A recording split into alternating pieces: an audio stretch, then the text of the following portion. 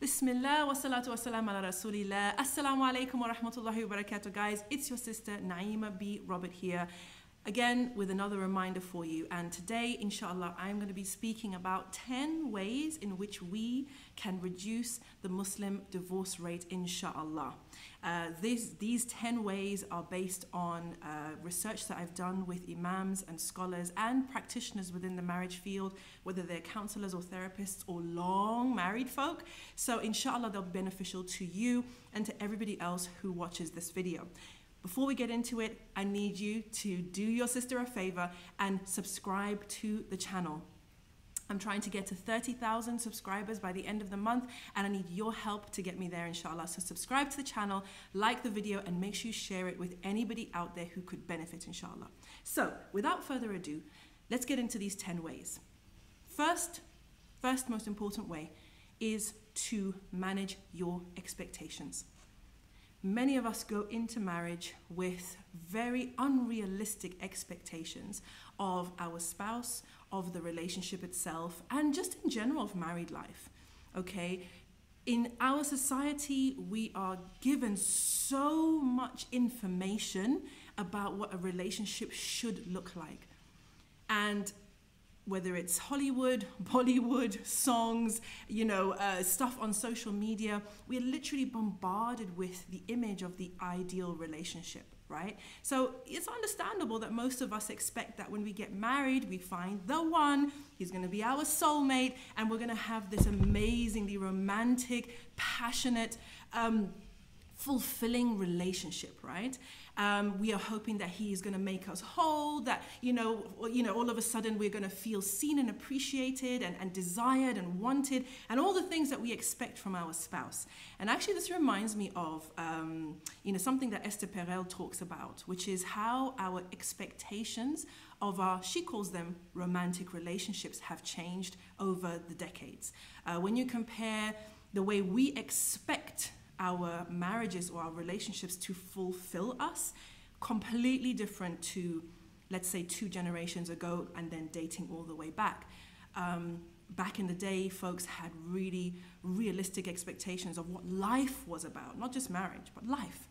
You were here, you do your duty, you work hard, you're here for the big picture, you're here for the family, you take responsibility. Life is, I don't want to say life is a grind, but life was very serious for people back then, and they knew what the stakes were, right? They didn't expect to have, those top levels of the hierarchy of needs that I've spoken about before. They didn't expect to have the self-actualization. They didn't expect, so many of those 5-star experiences or the 5-star levels in their lives.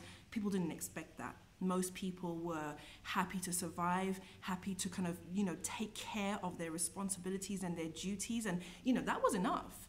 If you had a husband and he took care of his duties, that was enough. Nobody was out there, complaining about not having date night or complaining that he's put on weight or that she's put on weight or anything like that. It was like, is he doing his duty? Great. Are my kids okay? Are my kids safe? Are my kids, being looked after? Can they thrive in this environment? Yes, okay. I'm good, right? Anyway, I digress. Managing expectations is a really, really important part of just avoiding the disappointment that comes inevitably when you put a whole load of expectations on another human being. Because really, the gap between your expectations and reality is the space where frustration lies. And you can look at that in your own life.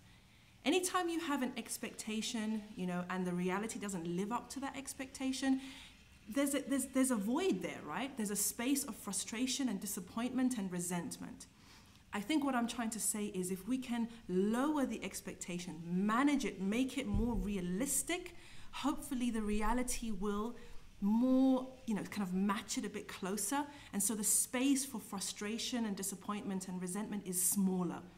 But if you go in with a huge, super high expectation, chances are the reality is not going to meet that, because it's just not life. Life is ups and downs, it's challenges, it's triumphs, it's failures and victories. And a lot of the time, life is just not as glamorous as we see on social media. So the first way that I believe we can manage the divorce rate is to manage our expectations. So that's the first thing, okay? Second is to check your intentions. We know as Muslims, إِنَّمَا أَعْمَالُ بِالنِّيَّاتِ, right? That verily actions are by intention. And within a relationship, within a marriage, it can be very easy to lose sight of the fact that we're in this for the sake of Allah subhanahu wa ta'ala. We're in this for Jannah. You know, this person who's come into my life, who Allah subhanahu wa ta'ala has put in my life, is amana. And Allah subhanahu wa ta'ala is going to question me about how I behaved with them. As you can tell, all of this advice applies just as much to men as it does to women, to husbands and to wives. You know, if we're going into our marriages for selfish reasons, to get something, to extract something from the other person, whatever that something is, we need to check our intentions. You know, if we are only good to that person when they're good to us, if we only speak nicely to them when they speak nicely to us, if when they disrespect us, we disrespect them right back, when they withhold, we withhold too, we are heading to divorce. Because nobody can exist happily and be content in a situation where the two of you are rivals, where you're not team players, right? So one of the ways that we can manage the ups and downs of relationships and the way that we show up in those relationships is to check our intentions and keep reminding ourselves of the big picture. The goal for this marriage is to complete half your deen and help you on your road to Jannah. How do you need to show up in order for that to be the case for you? Again, questions for you to answer, inshallah. Number 3, this is tied to the second one. But number 3, the third way that I have here to mind, to avoid, to reduce the divorce rate, is to mind your business. What do I mean by that? Look at yourself. How are you showing up? Are you taking care of your duties? Are you taking care of your responsibilities? Are you fulfilling the rights of the other? Because remember, we will not be questioned about the rights that others owed us, right? We're not going to be questioned if we don't receive those rights. They are going to be questioned. But what we will be questioned about is our responsibilities. What were we supposed to be doing? What were we supposed to be bringing to the table, bringing to the relationship? What did Allah tell us is our role within that relationship? And are we performing it with ihsan? Again, with the intention to please Allah. Minding your business means that you look at yourself first, you rectify yourself first, and you don't spend the majority of your time nitpicking your spouse. He's not doing this, she's not doing that. He never does this, she always does that. Those types of,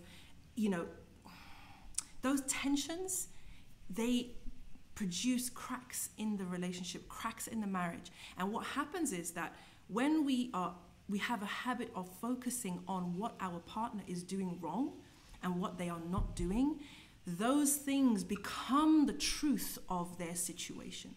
That becomes the story.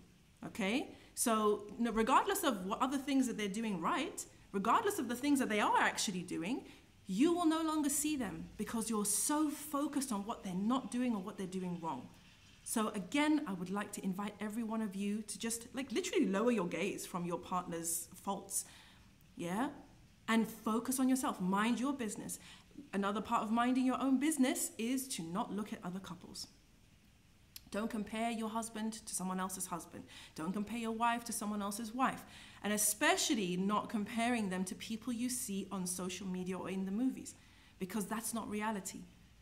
And if you imagine every one of us just minding our own business and making sure that, hey, at the end of the day, I'm doing my bit. I'm doing what I need to do. I'm showing up the way I need to show up for this marriage. That already, inshallah, will allow you to have confidence in yourself that you at least are doing your part, and also to give your partner grace, to give your spouse grace, to have rahmah with them, right? Because at the end of the day, subhanAllah, we are all flawed human beings, and that's the truth. We're all flawed human beings. We all have failings. We all fall. We make mistakes. We have character flaws. We have personality issues. Every one of us. So it's not for any one of us to put ourselves on a pedestal and say, well, look at me, I'm doing this and that, and what is he doing? And what is she doing? Because every one of us, we, as I've said, before, we're fortunate that Allah subhanahu wa ta'ala has sent us somebody who's prepared to put up with us. Because, most of us, we're humans at the end of the day. Human beings can be a bit troublesome. So that was the 1, 2, 3, third way. The fourth way that we can potentially reduce the divorce rate is to take divorce off the table, especially once children come into the mix. Yani, if you don't have children, do what you like. Allahu alam. But do what's right for you. But please, if Allah subhanahu wa ta'ala has blessed you with children, just take divorce off the table. It shouldn't be something that you go to whenever there's a problem, whenever there's a challenge, whenever there's a setback. Okay, then divorce me then. Okay, I'll just divorce you then. Or if you don't do such and such, I'm going to divorce you. Or if you don't do such and such, I'm leaving you. See, that type of talk, it normalizes the idea of divorce. It normalizes the idea that, we're here temporarily. And if you stop doing this or if it stops feeling good, I'm out. And especially when you have children, you cannot afford to have that mindset. Your mindset has to be one of, I'm in this for the long haul, for the sake of Allah. I caveat, if you can no longer worship Allah and you cannot maintain your emotional and mental and physical health and safety within that relationship, then hey, that is another story. We're not talking about those relationships. We're talking about relationships which have the normal levels of ups and downs and challenges. Okay, so take divorce off the table. Stop making it a threat. Stop making it a talking point, even in your own head. And I'm going to talk about that in a minute. Okay, the next way that we can, inshallah, reduce this divorce rate is by focusing on the good and being grateful. And this is for everybody involved. Focus on the good that your husband brings to your life and be grateful. Focus on the good that your wife brings to the table and be grateful. Because guys, the more you focus on the good and literally let go of what we were saying before, the failures, the failings, the weaknesses, etc. The less you focus on them and the more you focus on the good expands, the good becomes more, the good increases. And the story that you tell in your head is a positive story. It's that, my wife tries so hard. My husband would do anything for me. My husband works so hard to look after our family. My wife is so dedicated to the raising of our children. My husband knows how to give me a hug at the end of the day. My wife is the only person who knows how to make me a cup of tea. The way I like it. Whatever the case may be. Focus on the good and amplify that. Be grateful for it, show appreciation for it, and keep pouring into that. Because guys, you know what? One of the things that I've noticed, with us nowadays, now that we're kind of fighting against the stigma of divorce and everything, and we're kind of almost pushing for divorce to become more normalized and it to have no stigma, is that we start to tell ourselves a negative story about our marriages. And because we focus on the negative and we focus on what's not working, all of a sudden in our head, the marriage is a disaster. He's terrible, we're not meant to be together, etc. For some people, if they would shift their focus from the negative to only focusing on and amplifying and being grateful for the positives, they wouldn't even be thinking of divorce. They would be grateful that Allah, alhamdulillah, my husband, alhamdulillah, my wife. You know what I'm saying? And I'm speaking to sisters, I'm speaking directly to you. Because we, I think, tend to be the ones who kind of have this kind of comparison issue, whether it's comparing our husband with an ideal in our head or someone else's husband or something that we've seen online or whatever the case may be. And there's a hadith about, the women being ungrateful for their husbands, ungrateful to their husbands, right? So in this case, sisters, I want to mention you specifically and just remind us to focus on the good of our husbands, because that just kind of ties into the next thing, which is stop fantasizing about being divorced. Stop fantasizing about being single. And I'm saying this because I know when you're in the trenches and you guys are going through a hard time, it can seem like the easiest thing in the world to just say, you know what, if I just didn't have to deal with this person, life would be so much better. And it could be that he is very difficult. Whether he's argumentative or he's disrespectful or he's always late, whatever the case may be, he's not been working for how long, whatever the case may be, you may start to feel like, you know what, I would be better off without this person. If I was single, I could meet someone better than him, someone who appreciates me, someone who loves me, someone who, can take care of his responsibilities properly, whatever the weakness in your husband, right? You start to fantasize about the other person who could be that person. Maybe that's my person and not him.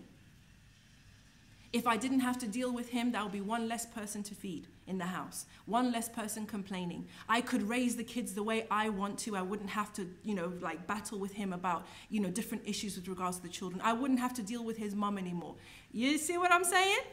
It's very easy to fall into this trap. And I'm going to go so far as to say it is a trap of shaitan.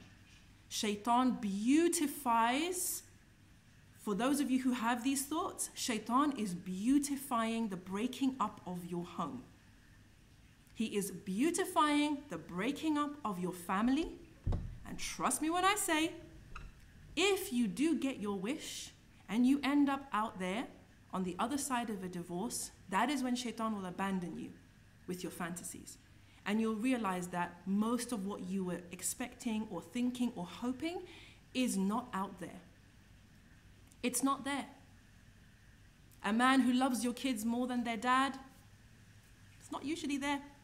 A man who's going to be more financially responsible than the father of your children, not normally there. And if they're out there, they're hard to find. So stop fantasizing about being divorced. Stop fantasizing about finding someone else. Stop fantasizing about raising your children alone because it's less trouble. All you will be doing is exchanging one set of troubles for another set of troubles. You will have to deal with troubles either way. This is life. However, the difference is, while you are dealing with troubles now and will be dealing with troubles afterwards, the difference is that if you break the family and you go on out there with your children are going to suffer the consequences of that. And again, this doesn't apply for you if you're in a relationship which is already toxic and out of control and the children are suffering. It doesn't apply to that. And I addressed this in another video and I'm going to link it below so you can see what I was saying about toxic relationships and making sure that we're not making up a story about our marriage being bad for our children when it's not the case. So, the point is, you exchange these troubles within the family home, keeping the family unit together, for kicking the father out, becoming estranged from his family, having to fight him to get money every week or every month, right? Visitation issues, how you will feel being a single parent, how you will feel when the children miss their dad, how you will feel when you realize that actually I can't do this on my own and I need someone, and you have to go on the marriage apps. How you will feel when you go on that difficult journey of actually finding somebody else who will take you on with your kids. How you will feel when he remarries and moves on with his life. Shaitan doesn't want you to think about that. Shaitan wants you thinking about freedom, about being free at last, being able to breathe.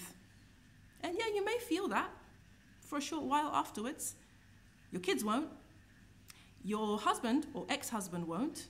Your family probably won't, and his family probably won't. And you eventually will not either, because you've just exchanged it for another set of problems. So this is a really major part of what I wanted to say, in this whole thing. So the next way that we can reduce the divorce rate is to let go of the fairy tale. This ties into managing expectations. But letting go of the idea that it's supposed to be this happily ever after, that there isn't supposed to be any struggle, that it's supposed to be easy. You hear people saying things like, if it's right, it's right. If we were right for each other, it wouldn't be so hard. Have you ever heard people saying stuff like that? It's rubbish. Don't listen to them. The Prophet ﷺ had issues with his wives to the point where he abandoned them for periods of time, where they had disputes, where he wasn't happy with them, where they were not happy with him, where they had ruckus in between them. This is just human nature. Human beings are flawed. Therefore, any relationship that they have, they are going to be challenges. This is one individual with their own way of seeing the world, their own character, their own personality, joining with another person who has all of the same of their own, trying to get onto the same page, trying to come to an understanding and trying to move forward together. Of course there's going to be challenges. And not only that, this is an act of ibadah. This is a way to earn Jannah. Do you think Jannah will be earned for cheap? Do you think earning Jannah will be easy? Do you think marriage was supposed to be this heaven on earth? La.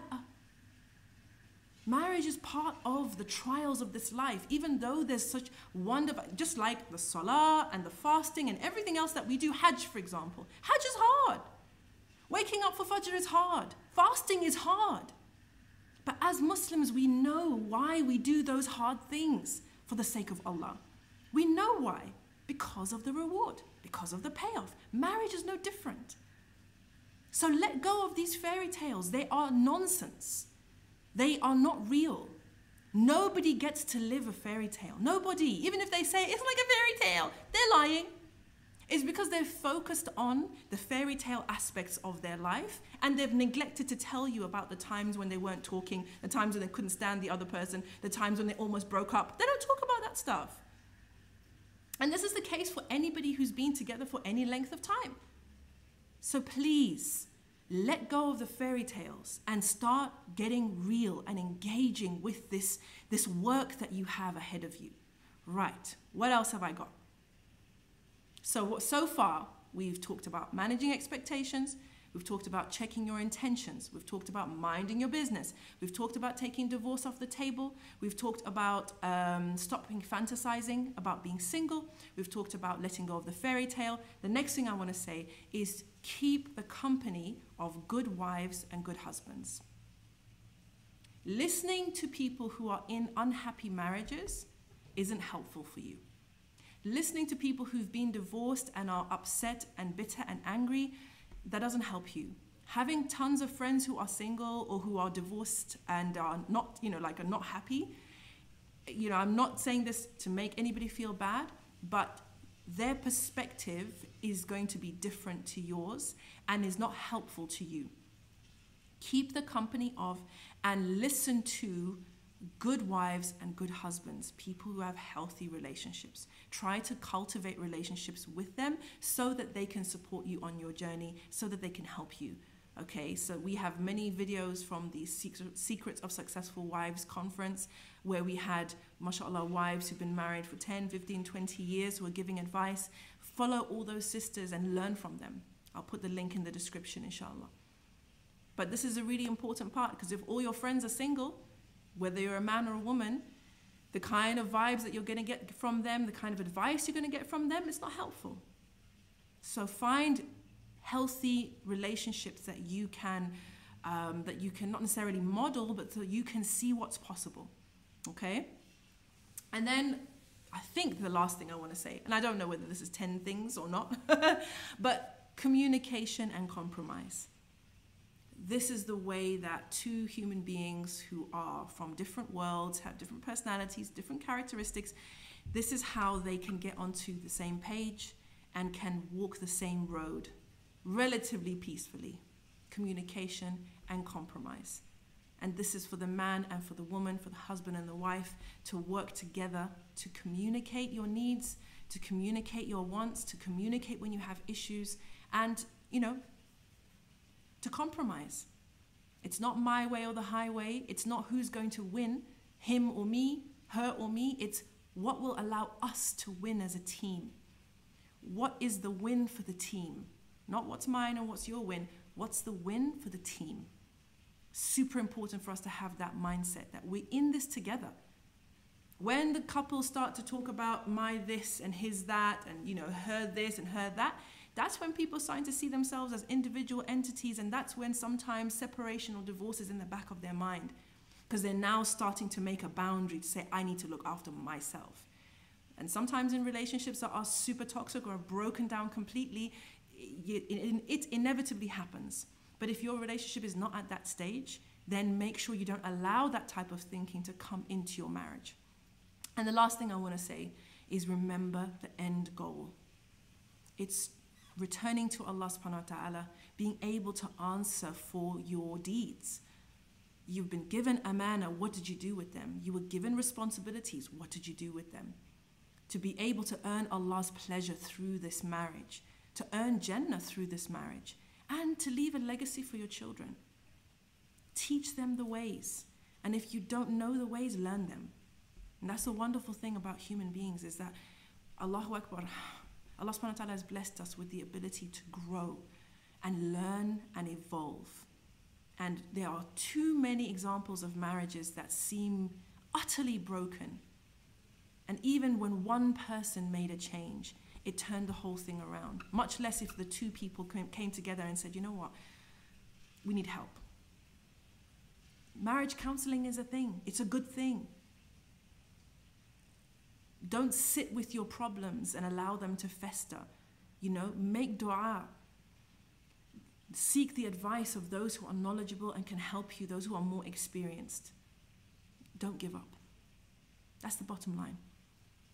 If you've got something good, if you've got something that is worth fighting for, fight for it. Don't give up. And that's all I want to say. If you've benefited from this content, like the video, share it, make sure you subscribe to the channel.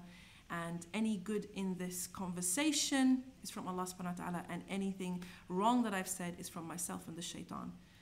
I'll see you on the next one. Assalamu alaikum.